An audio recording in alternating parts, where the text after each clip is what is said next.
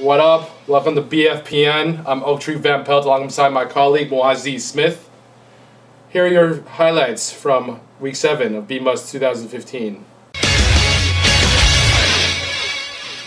Our top stories this week include the trio of horrible trades done in the last 48 hours in the BMuz Fantasy Football League. There's Poolgate, Tankgate, and Christina-gate. All three are equally deserving of a picture of one of my giant deuces. Yeah, Waz, I gotta say, this pretty much stinks. I'm not sure if it's the smell of all these brown guys arguing this much from their bathroom stalls at work and not getting any work done, or just the fishiness of all this collusion going on with these trades. If only there was someone who was supposed to be in charge, who was voted for by the people to do commissioner-like duties. I don't know what you would call that position, but yeah, he would make everyone trust each other. If only. So what do you think are the worst? What do you think is the worst of the three trades this past 48 hours? I mean, they're all pretty bad, but I gotta go with that Shazir Rune trade. That is just awful. I mean, that just reeks of collusion all over the place. I mean, to share your roster players with each other, and take advantage of the bye weeks and the better matchups. I mean, come on, man, get out of here with that. Yeah, that's pretty bad, but also our two-time defending champ, OU, just waving the white flag, even though he's leading his division in scoring, that's yellow-bellied, man. And he's one game back in the division lead, too. He's still in the playoff race. That's very not gangster. That is as weak as our commissioner's job performance right now, gotta say. Pshoo! Pshoo! Pshoo! Pshoo! Alrighty then. Although it was pretty messed up of our dictator commissioner to present that Asen Omar Osmani trade the way he did. I mean, it's pretty obvious. We all know there was no collusion involved in that trade. It's pretty obvious our commissioner is afraid for his own sake because Asen's running away with that division, and now Osaka doesn't have that tiebreaker anymore now that he lost this week to Uzair. And speaking of which, the other trade, Christina Michael for I go whatever his name is, really? I mean, come on, guys. That is lopsided by, you're just taking advantage of Porimat's homerism, which is just so bad. I just wanna. Yeah, let's just stop talking about it and get to the highlights already. No one gives a shit about fantasy football.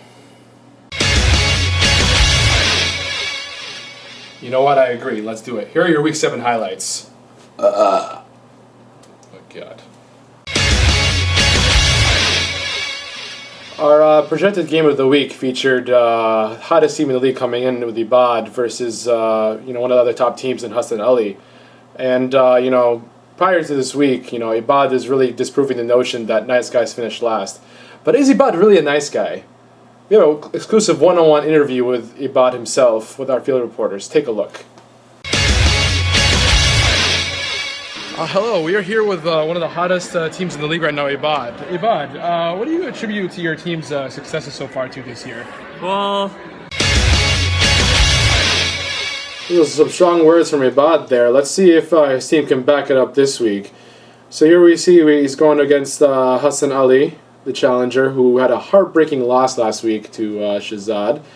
But he responded by beating the hottest team in the league. It was a really ugly game from both sides. Alright, let's get to the highlights. First highlight here, we got Ibad's team, Hassan's Jarvis Landry with a 50-yard touchdown catch over Ibad's Texans defense with negative points for a third consecutive week. Landry still on his feet, inside the 30, plenty of open grass in front of him, crosses the 10, 5, touchdown! Next highlight here, we have Jordan Reed catching the game-winning touchdown. In our next matchup, we had Wire South division leader Sultan, who had a rough loss last week, going against Ayman Usmani, the newest member of the league. Now, Ayman had a pretty impressive win last week in his debut against his older brother, defending champ Omar Usmani. And he was also impressing league members this week with his comebacks against email tough guy HK. In our next matchup, we had our two-time defending champ, Omar Osmani, Ayman's brother, going against Asen. Both of them having pretty tough losses last week. Asen coming off of big tough loss to Sakib. Yikes. Anyways, Asen was pretty pissed off about that, so his team went off for 177 points. It's the second all-time leading scored in BMuz. Behind Oak's 188.5 last year, exactly a year ago, against, you guessed it, Omar Osmani. And boom goes the dynamite. Let's roll to the clips.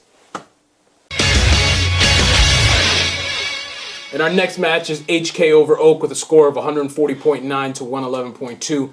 Oak was the league's last undefeated team before he ran into the powerhouse, HK's powerhouse of Ryan Tannehill and Lamar Miller. And now for the highlights. Yeah, this is way too much. I'm not reading all this. Yeah, next team. Next team. No one cares. HK won. No one cares. Next team. Next up, we had our matchup between league villain Shahzad Zia against Muaz. Now, Shahzad, as we all know, was the highest scoring team in the league, basically benefiting from his farm team, Uzair. He started off 4-0. He had his first loss to the hottest team in the league before this week, Ibad. Narrowly, by the skin of his teeth, beat Hassan Ali last week. Very lucky for him. Facing a team this week in Muaz who is the exact opposite in terms of luck. He had heartbreak after heartbreak, culminating last week with 132 points scoring for his team, but he still lost because he had faced Ibad, who was the only team that outscored him last week. So naturally, everybody felt, Muaz had no chance. But then again, any given Sunday. Here to comment on his win. Here's an interview with the one and only Muaz. Muaz, you beat Shahzad, one of the hardest teams to beat in the league. How did you guys do it? What do you attribute this to? We're about that action, boss. All right. I'm just here so Shahzad doesn't bleed. Get the brother a tampon.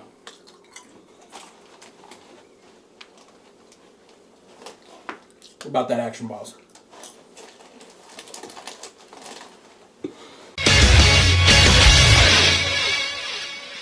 And then we have Harun over Imad, 104 to 88.7. And stats, numbers.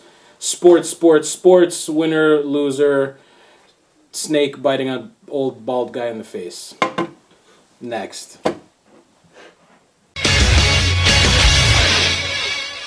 And then in our next game, which no one gives two shit. Wait a second.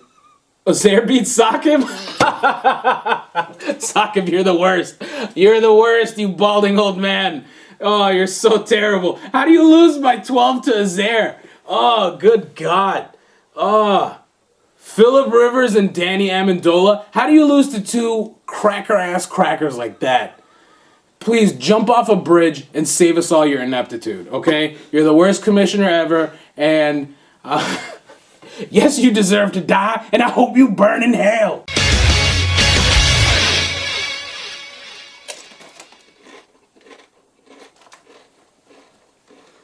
Oh, are we still doing this? No, I'm done. No. Done.